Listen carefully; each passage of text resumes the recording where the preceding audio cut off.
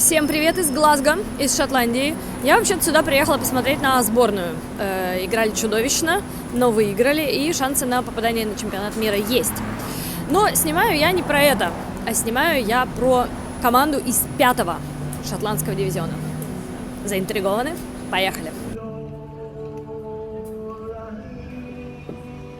Вообще изначально я не собиралась, дело было так. После матча Шотландия-Беларусь мы сидели с шотландскими болельщиками в баре, и они мне сказали, что если я хочу увидеть настоящий шотландский олдскул, мне обязательно надо съездить на матч команды Albion Rovers. 5-й дивизион шотландский делится на две части.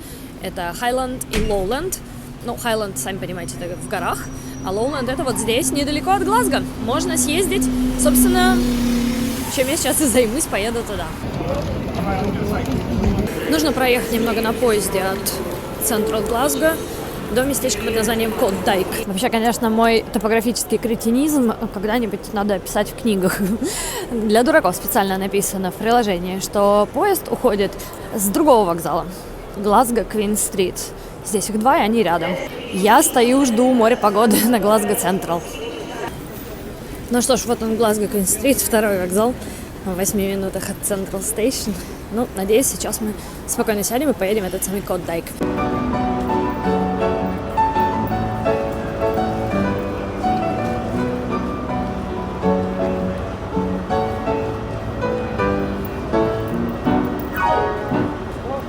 Разобралась, кажется, мой поезд едет с 9-й платформы, которую не так-то просто тут найти, в сторону Эрдри.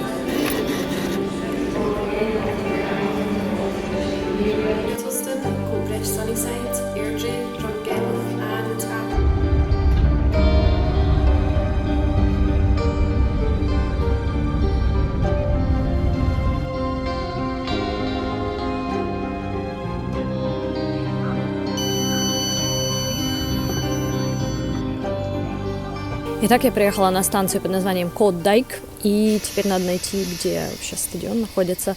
У меня еще час есть до матча. Пойду искать.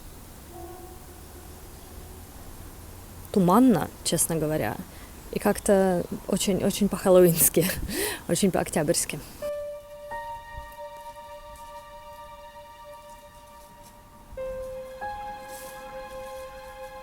Пойдемте искать стадион. Здесь так тихо. Реально, очень тихо.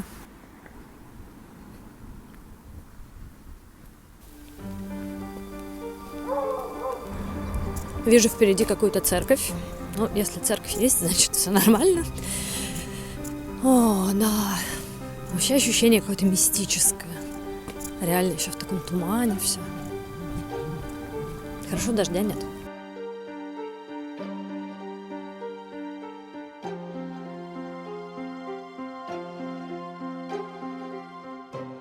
Albion Rovers – древний клуб. Он был основан в 1882 году, и вот сейчас играет в 5-м дивизионе. И сегодня он играет с командой под названием Bonnie Rig Rose. У Bonnie Rig Rose дела получше. Они на 6-м месте, а Albion Rovers на 14-м. Ну, а так не скажешь, а вообще я пришла.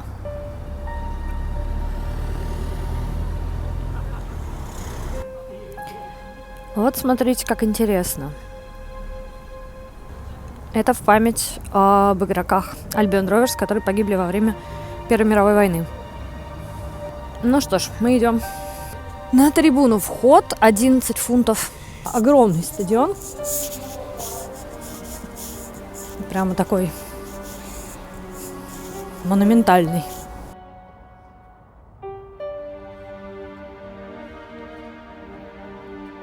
By the way, это то, что нам нужно.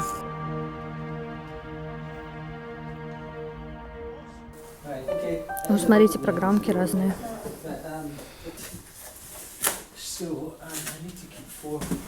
Albion Rovers' old programmes are extremely expensive from the 1940s because people collect them, and the prices for Albion Rovers programmes are higher than for Celtic or Rangers. Oh, really? Because there was so few of them at the time.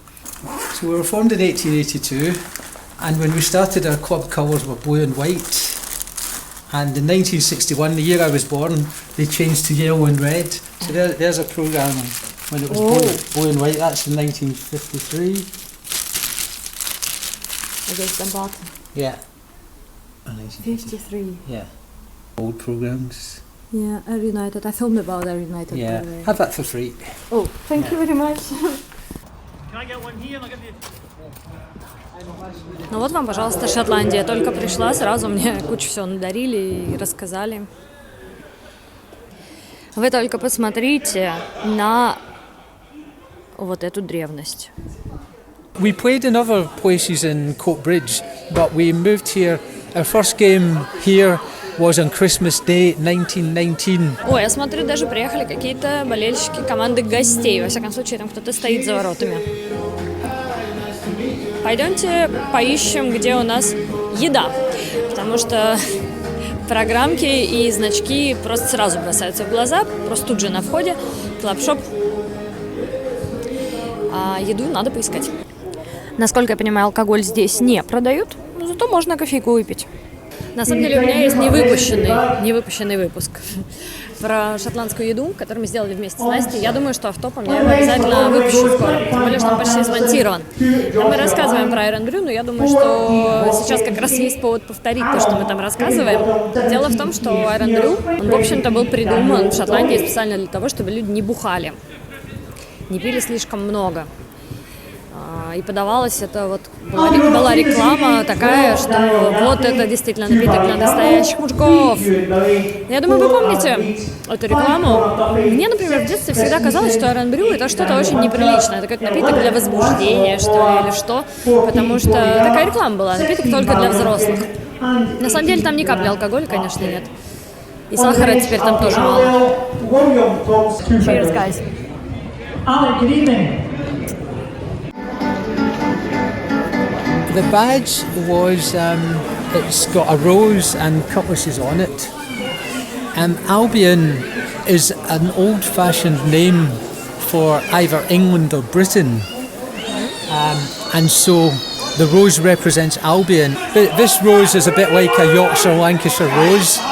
And then it's crossed with cutlasses, which is kind of signals rovers. Rovers is another word for pirates.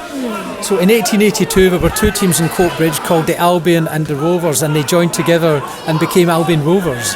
The rose representing Albion and the cutlasses representing Rovers, so that's how it becomes Albion Rovers. Наши в желтых футболках и в красных трусах, тогда как Бонни Риг все в красном.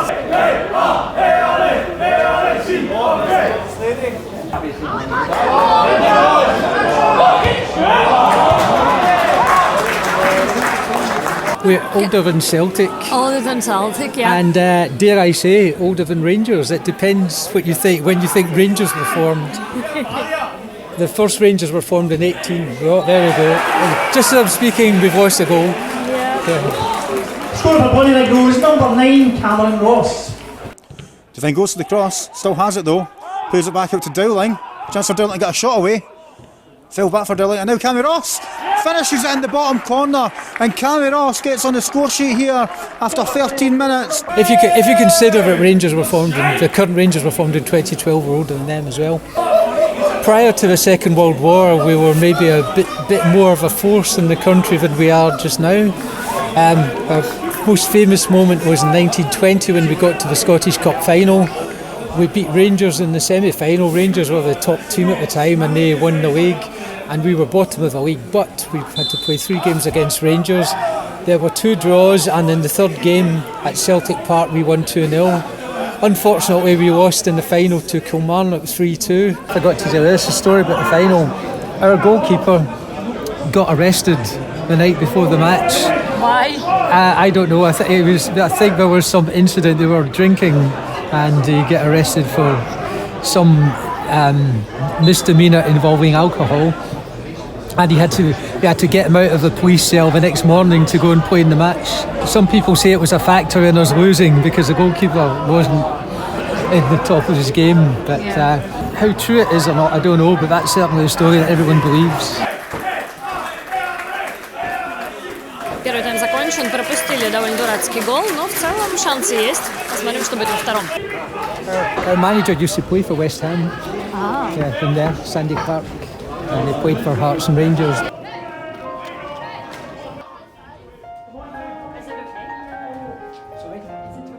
Yes.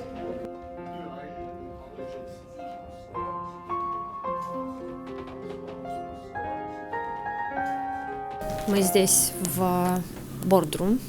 Здесь все хранятся, все награды. И здесь классные фотографии, в общем. Ну, вы сами видите, вся история здесь. And that's the autographs of players from the 1950s, including Jock Stein, who calls himself John. John is his proper name, but Jock is a Scottish nickname for Jock. Примечательно, что в команде Albion Rovers начинал свою карьеру величайший шотландский тренер Джок Стейн, тот самый, который привел Селтик к победе в Кубке Европейских чемпионов. Как вы знаете, Селтик был первой британской командой, которая выиграла этот трофей. Начинал здесь, начинал футболистом. Он играл за разные команды, не только за Albion Rovers. Он вообще-то работал шахтером тогда. Но вот периодически гонял здесь футбол. The last time we were in the top division in Scotland was 1948-49, and Jock Stein was in the Rovers team at that point. He played both games for Rovers against Celtic. Jock Stein was a centre-half. He was a very average centre-half. He could only kick with his left foot. His right foot was for standing on. But of course he was a much more successful manager than he was a player. Every so often we play Celtic in a trophy called the Jock Stein Friendship Cup. It's usually Celtic's, one of Celtic's younger teams. Well, we haven't played it for a few seasons now, but maybe that game will be revived. Там еще трибуна напротив, но там нельзя сидеть, судя по всему, сейчас. И там просто стоят люди, которые снимают матч. Смотрится довольно безжизненно трибуна, но при случае чего можно, в принципе, ее оживить, я думаю. Второй гол. Бонни Рик забил второй гол. Что я больше всего люблю, наверное, в британских болельщиках, это их самоуничижительное чувство юмора.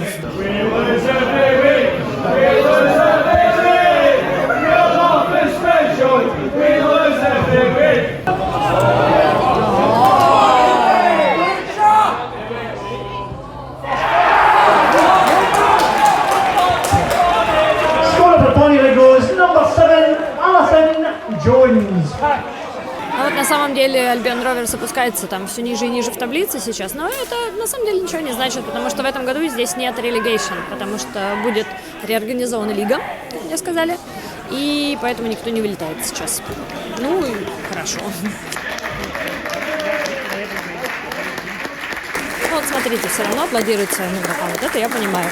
А то тут сборные Шотландии там посвистывали, между прочим, хотя они выиграли. Ну, а теперь мы пойдем с болельщиками и зальем поражение. Смотрим, тут много ребят, но паба нет на стадионе, нет клабхауса, поэтому нужно немножечко отъехать отсюда.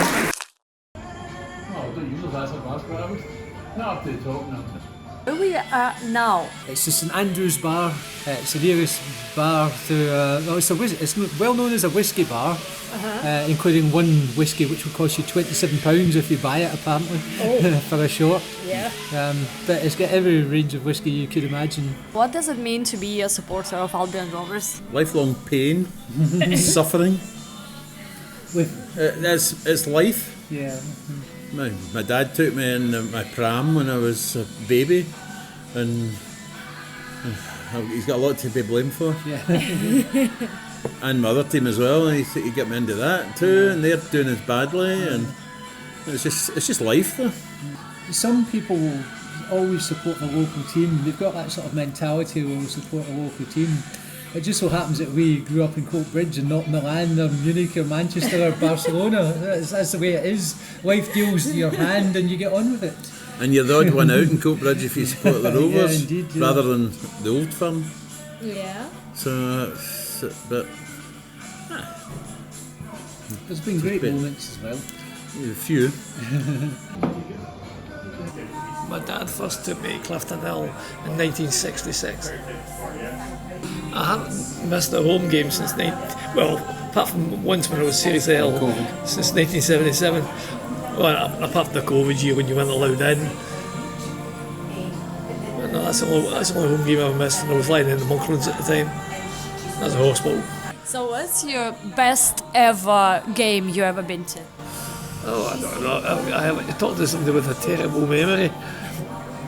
I remember the bad ones more than the good ones.